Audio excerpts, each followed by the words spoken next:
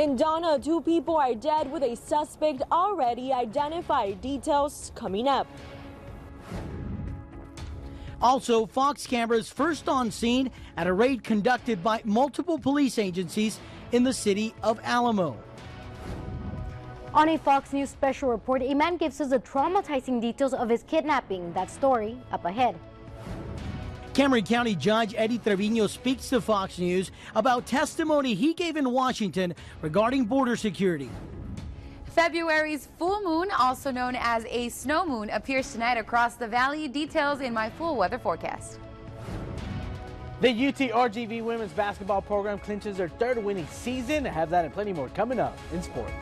Live, local, late breaking. The Valley's Fox News begins now. Hello, everyone. I'm Jasmine Rico. And I'm Angel Covarrubias. Tonight's top story from the city of Donna involves a man and a woman who were gunned down overnight at their home. Just a few hours ago, police released this photo of 27-year-old Isaí Varela, suspected of gunning down that man and woman, and now they're asking for your help to find him. Alexia Chavero has details. Good evening. We heard heavy activity through police scanners at around 10:30 last night, so we headed out there, being able to capture as ambulances were arriving on scene to render aid to those involved in the shooting. Ambulances, sirens, and crime tape surrounded this apartment complex in Donna after a call for shots fired was made. They observed an adult female on the ground just outside of one of the apartments. Police say after finding the body of a woman, another victim was located inside an apartment with several gunshot wounds, but still responsive. The man was transported to a local hospital, but later died due to his injuries. Today, the victims who lost their lives in the shooting were identified as 26-year-old Felicia Solis and 30-year-old Jose Alfredo Zuniga, who police say were believed to be a couple living in this apartment at the 8000 block of East Alberta Road. 2 children between the ages of 3 and 6 years old also resided at the murder scene, and according to investigators, both ran to a neighbor's home asking for help and are now contributing in the investigation. The 6-year-old will be questioned by the Child Advocacy Center, the CAC. This morning, officials searched a home in Alamo under the owner's consent and at the same time conducted interviews and analyzed surveillance video to find the person responsible of these murders. And just over an hour ago, law enforcement identified this man, 27-year-old Isaí Varela, as the main suspect in this double homicide, issuing a capital murder warrant against him. Reporting for Fox News, Alexia Chavero. Alexia, thank you for that report. And this just in from Hidalgo County authorities. They tell us Isaí Varela fled to Mexico, to Rio Bravo, where he has family. They are working with Mexican authorities to bring him back to the Rio Grande Valley. We move on now to a Fox exclusive as police and undercover officers conducted a raid. Take a look at this video. Undercover officers and police invaded the area around 2:30 this afternoon. The home is located near the intersection of Expressway 83 and 13th Street in the city of Alamo. At least one person was detained. Police have not released further details, but what we know is that they did take several vehicles from the property. We'll continue to follow this story and bring you the latest as it becomes available. The Far International Bridge, 900 pounds of marijuana are stopped from hitting Valley streets. The bust happened this week when CBP officers sent a trailer to a secondary inspection, discovering 162 packages containing 890 pounds of narcotics inside. The estimated street value, over $178,000. The driver is arrested and Homeland Security is investigating the case. One man is arrested after failing to signal while changing lanes and attempting to escape from law enforcement. A 26-year-old man, Jose Alfredo Paz Jr., was driving on the 600 block of Lindale Lane when officers recognized him from a previous investigation. He and the passenger were asked to step out of the car after they were stopped. Authorities found a black box hidden underneath the floorboards containing 4 sandwich bags full of marijuana. And get this, 22 small Ziploc bags were found with cocaine hidden inside his right shoe.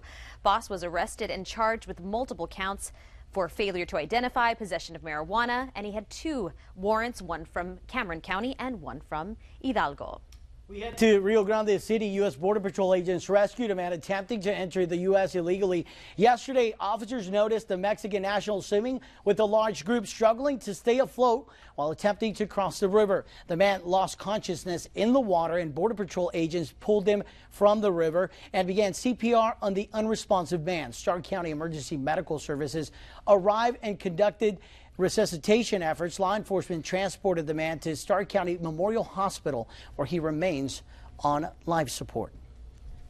The Hidalgo County Sheriff's Office needs your help locating a 14-year-old missing girl. Mariah Rojas has been missing since January 21st of last month from Edinburgh. As I said, she was 14 years old with brown hair and brown eyes. She's approximately 5'5" and around 125 pounds. She has both ears pierced and multiple tattoos. She may also go by the alias Mariah Garcia. If you have any information, you're asked to contact Hidalgo County Sheriff's Office at 383-8114. In Weslaco, authorities are asking for the help of all Fox viewers to find a man in connection with a string of car burglaries. Here is the suspect was caught on surveillance cameras. The suspect broke into several cars. He's described as a Hispanic male between 25 and 30 years old with short hair and tattoos on his face. If you know this man, you see him on screen, call Weslaco Crime Stoppers at 968-8477. In Weslaco, a major accident downs power lines. It happened on mile 10.5 north and mile 4 west. The Weslaco Fire Department found one vehicle rolled over when they arrived. The electric company worked on repairing those broken electrical poles, and fire crews were on standby until the vehicle was recovered. Authorities are asking the public to avoid the area if possible until the area is cleared. We head to Cameron County, and Eddie Trevino, who spoke to Fox News about border security. The judge traveled to Washington earlier this week to provide his testimony in front of the House Homeland Security Committee. The hearing was to analyze gaps in security along the border. A one-size-fits-all approach, the idea of building a 2,000-mile border wall isn't really practical. That's why I think this is going to become a bipartisan supported issue, because many of the Republicans are already saying, I may not be against the wall, but I'm certainly against the funding of it. The Department of Homeland Security Secretary John Kelly also testified in his first hearing during this meeting to discuss his short and long-term plans for border security. In a Fox News special report, a kidnapping victim describes the most tense moments of his rescue. And how U.S. federal agencies work in connection with Mexican police to save his life. Marisela de la Cruz has the exclusive interview.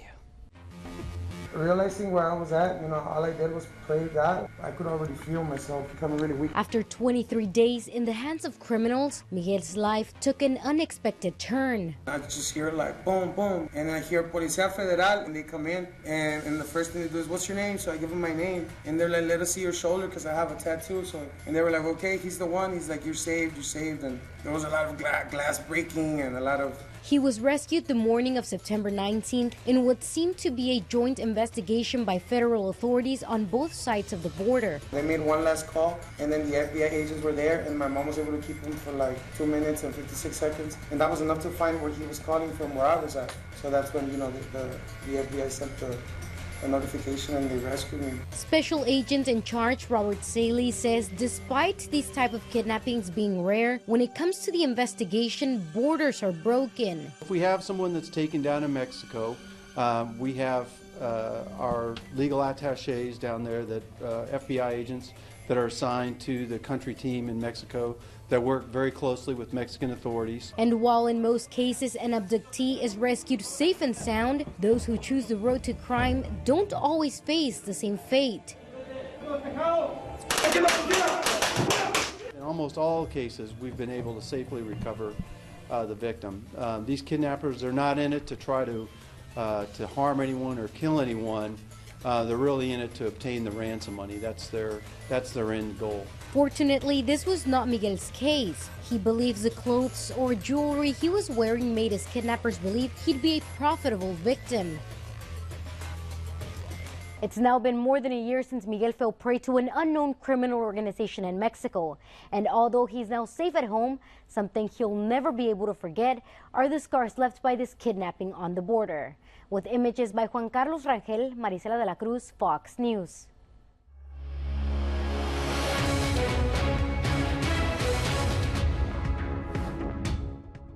The Japanese Prime Minister visits the White House before jetting off to Florida for the weekend with the president. I'm Lauren Blanchard in Washington. Details straight ahead. Temperatures once again tonight will trend on the warm side within 65 to 69 degrees, and we're expecting those temperatures to also trend on the warm side for this weekend. Record heat expected across portions of deep South Texas. More details in my full weather forecast. Well, forget bars and websites. Workers are working the workplace to find romance. I'm David Asman with the Fox Business Network. More coming up. Stay tuned. We'll be right back.